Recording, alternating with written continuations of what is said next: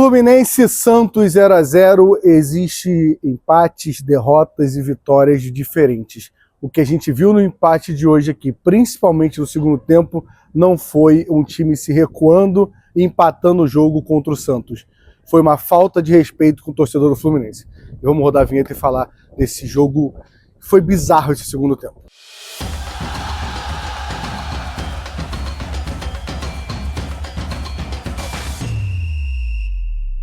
Vamos começar essa resenha aqui nesse pós-jogo, jogo muito ruim aqui na Vila Belmiro, tecnicamente um jogo muito fraco.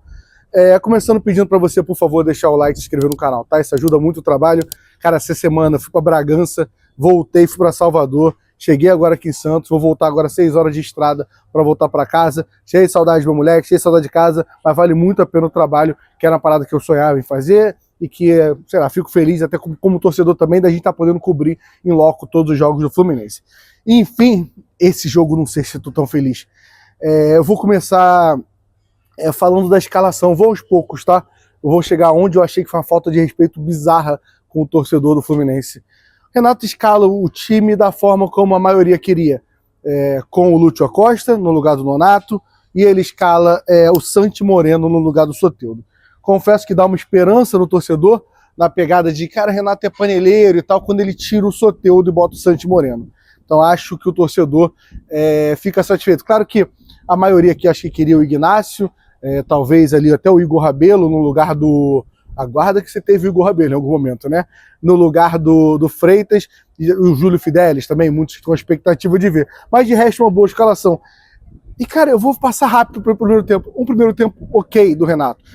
Para mim, uma noite onde os jogadores não estavam inspirados, não tinha nenhum jogador muito acima, tanto que, para mim, os melhores em campos é o Fábio, que não toma gol nenhum, e ainda faz uma defesa, né? Os gols ali anulados, ele não teve culpa, e ainda faz uma defesa, duas, um rebote estava impedido.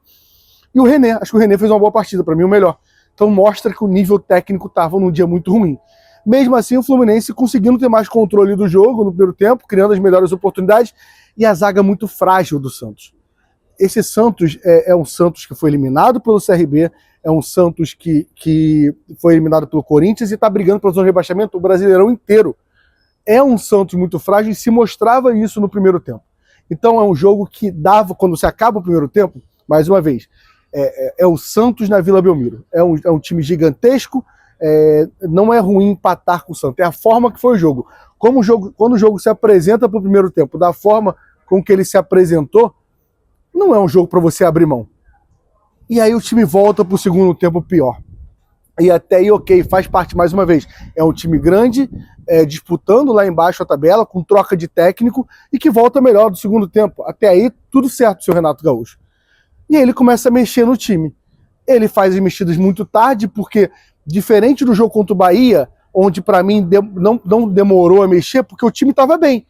Não estava tomando sufoco nenhum no Bahia. A gente estava pior do que o Santos aqui na Vila Belmiro. Então era para ter mexido. E aí ele mexe e coloca o Soteldo no lugar do Santi Moreno. Já vou falar dos jogadores individuais, tá? E coloca o Ganso no lugar do Acosta. Até aí mexido também, não vai mexer no time, a gente está jogando pior, vamos trocar as peças, ver se encaixa, ok. E aí logo depois ele desanda com tudo. Quando ele tira Martinelli e Hércules para ele colocar o Thiago Santos e o Otávio, ele coloca, vamos reforçar isso aqui, tá? A informação até de Vitor Léo sobre isso. O Thiago Santos quer jogar na zaga, o Thiago Santos se enxerga zagueiro, o Renato força ele na volância. O Otávio, ele foi jogar o último jogo dele na final do Campeonato Carioca. E tá voltando pro jogo de hoje. Aí é uma pergunta, e o Lima? Porque na coletiva, ele disse na coletiva que não tinha outra opção. O Lima toda hora não era opção? Hoje não era uma opção? Era melhor botar o Thiago Santos, um zagueiro improvisado na volância? Não faz sentido nenhum para mim. E aí depois ele caga tudo quando ele tira o Germancano e coloca o Igor Rabelo. Vou ser bem sincero, até para ser retranqueiro, você tem que ter postura, você tem que saber as escolhas que você faz. Porque hoje o torcedor do Santos que está aqui na Vila Belmiro, ele saiu desse estádio, ele foi embora daqui falando, o Fluminense se cagou de jogar comigo. E ele está na razão dele. Quando ele olha, ele botando um zagueiro, tirando o Martinelli e o Hércules, botando um zagueiro e o Otávio, e depois ele tira o Germancano e bota o Igor Rabelo, ele dá esse ó, ele entrega pro torcedor pensar o que quiser pensar dele. E aí, cara, vem uma coletiva que é uma loucura. Ele dizia, em primeiro lugar, eu queria que pedir, por favor, para não ter coletiva no Renato Gaúcho. Porque não faz sentido uma coletiva onde qualquer questionamento ele diz que quem tem os números dos jogadores são ele, é ele que tem os números dos jogadores, são a equipe do Fluminense, e que a gente não sabe, então a gente não pode perguntar. Se a gente não pode perguntar, o torcedor na teoria também não. Porque o torcedor também, você tem os números, então você também não pode questionar, segundo o Renato Gaúcho. E diz que a gente viu um jogo errado quando o Cauã questiona para ele, o Cauã Tinoco questiona para ele que ele abriu mão do jogo cedo. Ele abriu mão do jogo cedo. Quando ele bota os dois volantes, o Otávio e o Thiago Santos, ele abre mão da partida. E aí, assim, ele argumenta e fala, cara, vocês não viram o que aconteceu. O Vojvoda botou atacantes e aí eu tive que reagir. Aí a pergunta é, você não podia ter botado o time para frente também? Porque, mais uma vez, você estava olhando em campo, não é o Santos do Pelé.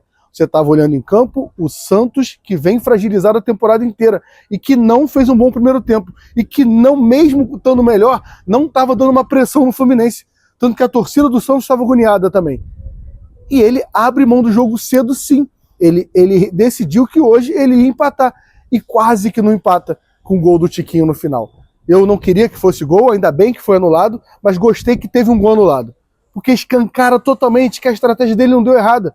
Porque quando ele diz botando, viu, eu botei 3 caras altos para não tomar gol de cabeça, tomou. Foi por causa de centímetros, não foi por causa da sua teoria de botar 3 caras altos atrás. Não deu certo de novo. Então, assim, o jogo de hoje, a impressão que me dá, o Fluminense tem agora 4 folgas, né? Porque a gente vai jogar tem a data FIFA e o Fluminense tem 4 folgas. E não vou ser sensacionalista dizer que esse time não merece folga, que é palhaçada, porque merece, tanto que ele fala no coletivo que o maior reforço não é nem o treinamento, são essas 4 folgas seguidas. Eu concordo, o jogador tem que ter um momento com a família dele, fisicamente tem que descansar, senão estoura, e a gente jogou mais que todo mundo essa temporada. Até aí a gente aperta a mão, ok.